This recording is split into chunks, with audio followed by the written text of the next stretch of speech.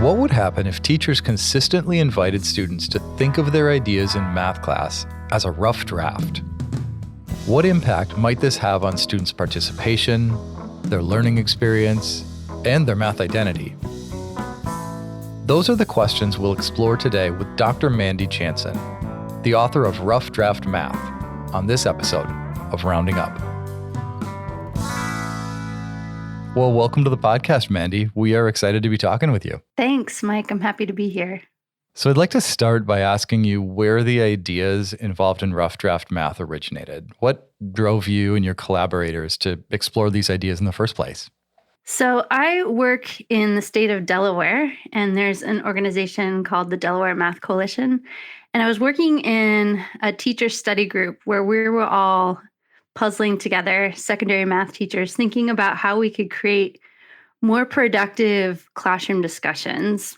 And so by productive, one of the ways we thought about that was creating classrooms where students felt safe to take intellectual risks, to share their thinking when they weren't sure, just to elicit more student participation in the discussions.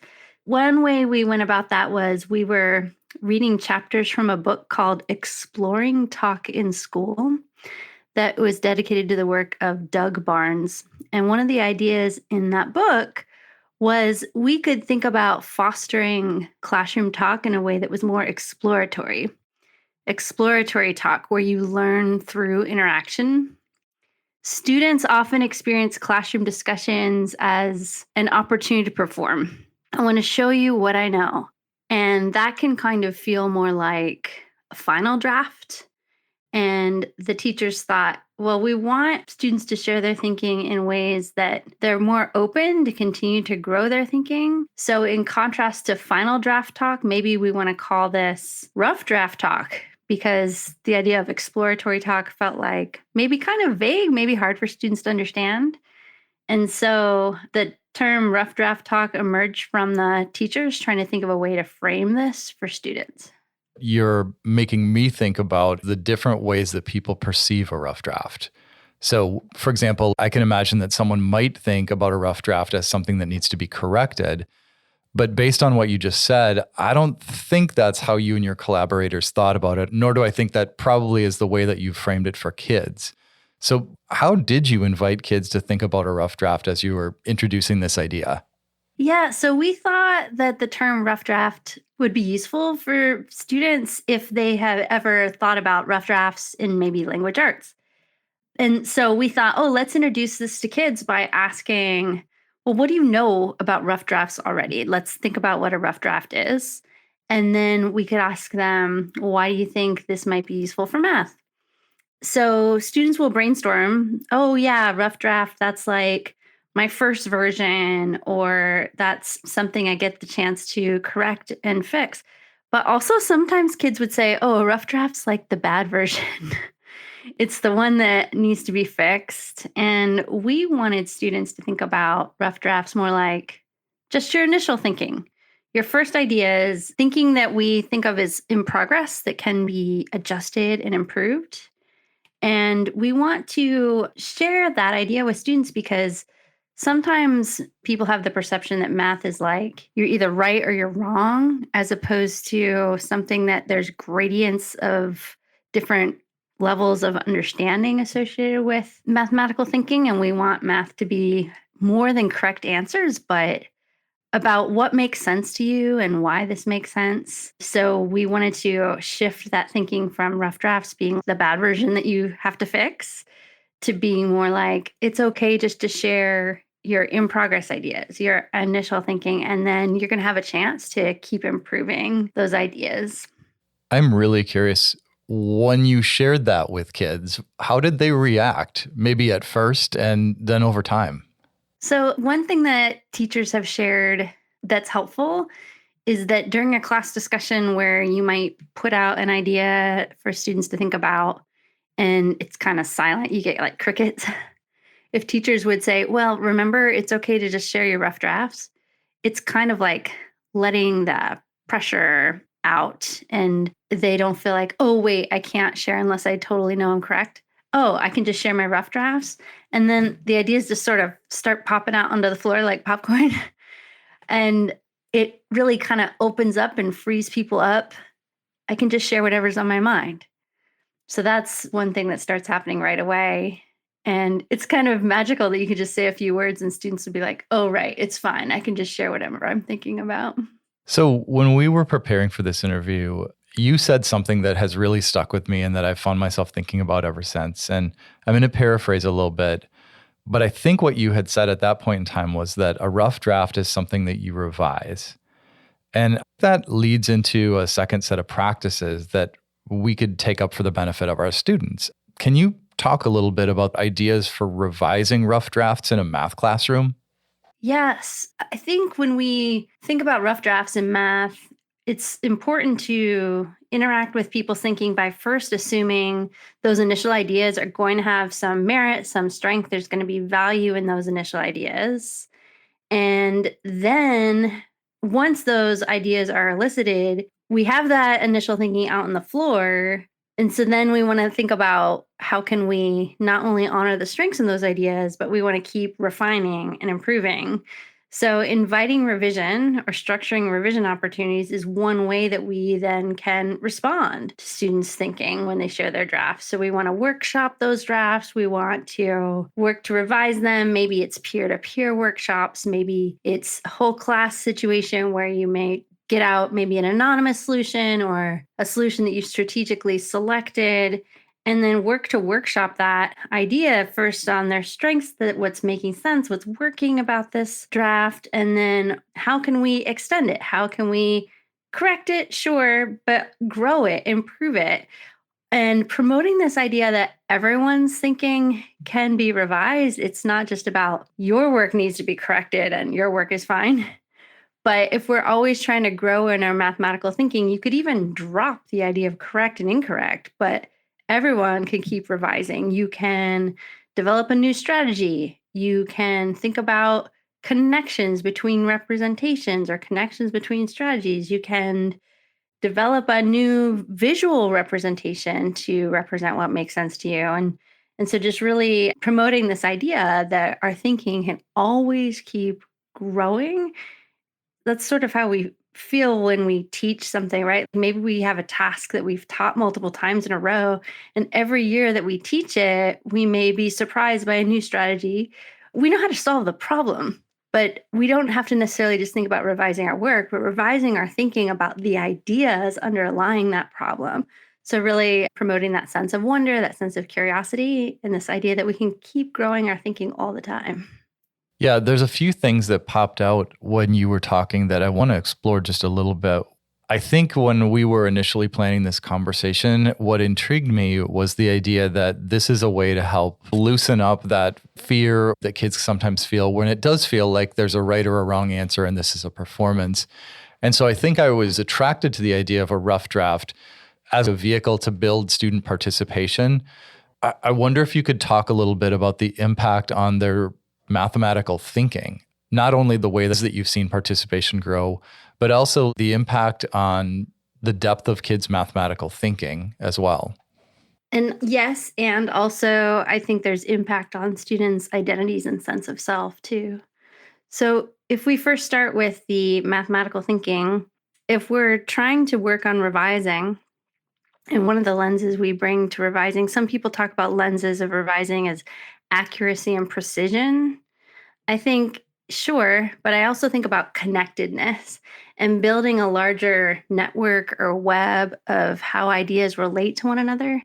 So I think it can change our view of what it means to know and do math, but also extending that thinking over time and seeing relationships like relationships between all the different aspects of rational number, right? Fractions, decimals, percents, and how these are all part of one larger set of ideas.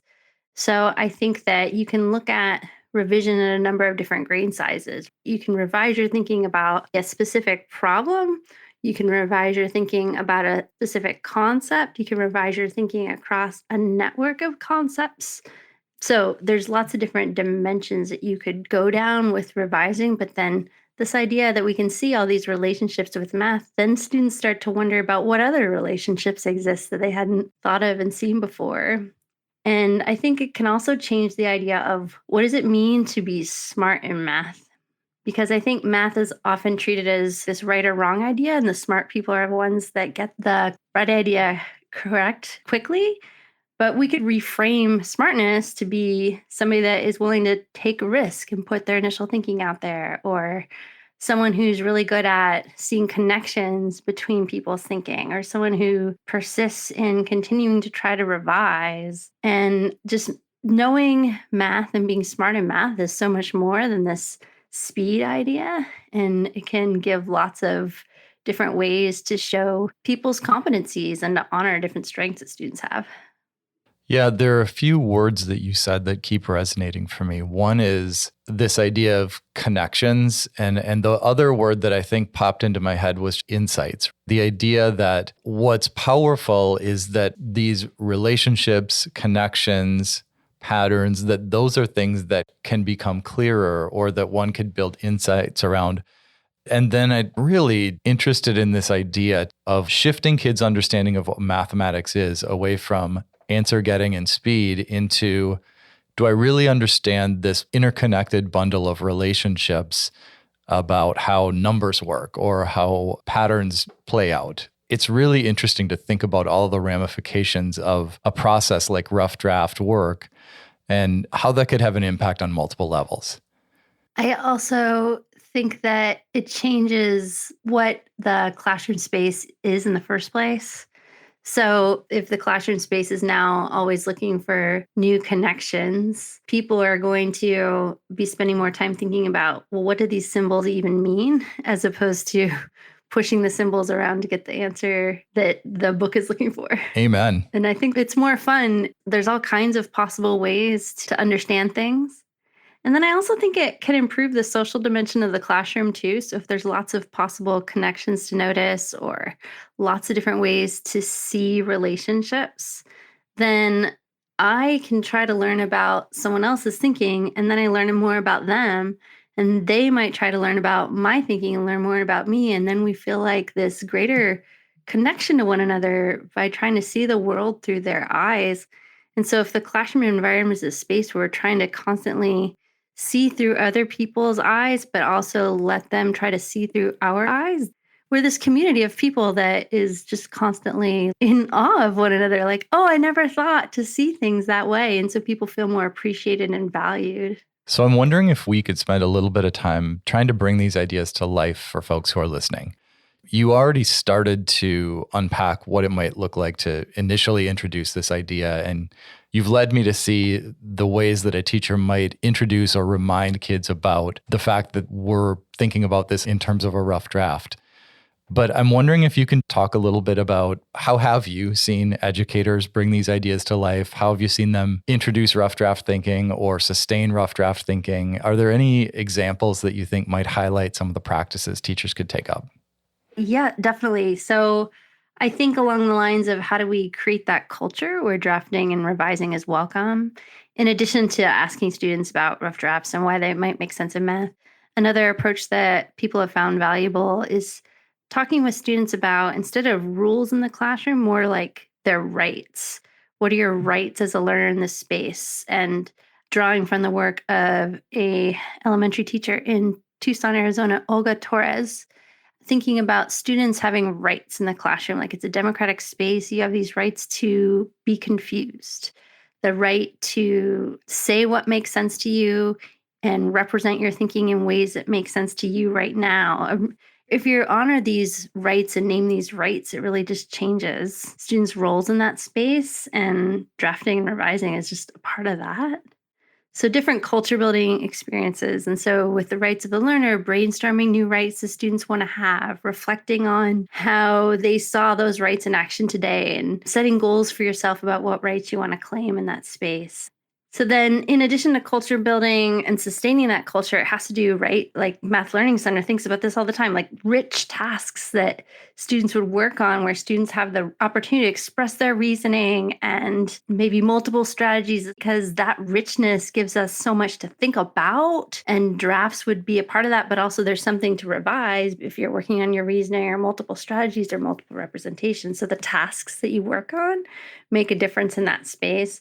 And then, of course, in that space, often we're inviting peer collaboration. So those are kinds of things that a lot of teachers are trying to do already with productive practices. But I think the piece with rough draft math then is how are you going to integrate revising into that space? So eliciting students' reasoning and strategies, but honoring that as a draft, but then maybe if you're having a classroom discussion anyway with the 5 practices where you're selecting and sequencing student strategies to build up to larger connections, at the end of that conversation, you can add in this moment where, okay, we've had this discussion. Now write down individually or turn and talk. How did your thinking get revised after this discussion? What's a new idea you didn't have before? Or what is a strategy you want to try to remember?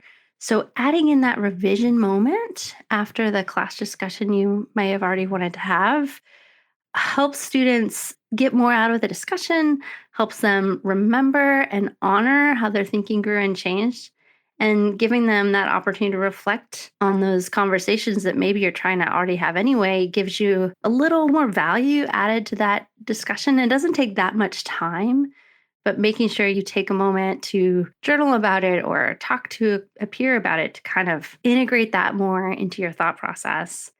And we see revising happening with routines that teachers often use, like math language routines, such as stronger and clearer each time, where you have the opportunity to share your draft with someone and try to understand their draft and then make that draft stronger or clearer. Or people have talked about routines like there's this one called My Favorite No, where you get out a student strategy and talk about what's working and then why maybe a mistake is a productive thing to think about, try to make sense out of.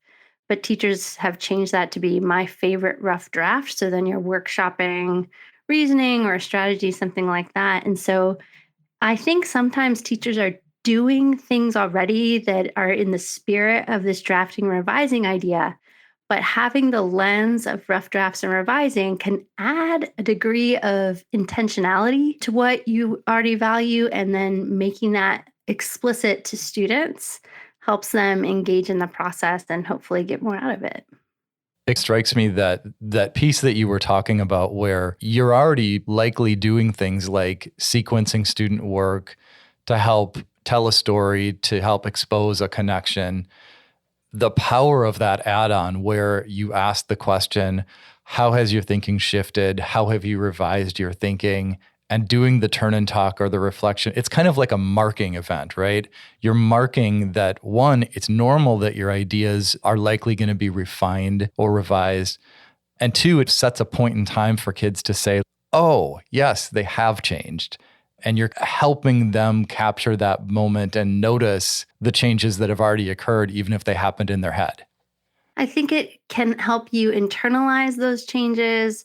I think it can also, like you said, kind of normalize and honor the fact that the thinking is continually growing and changing.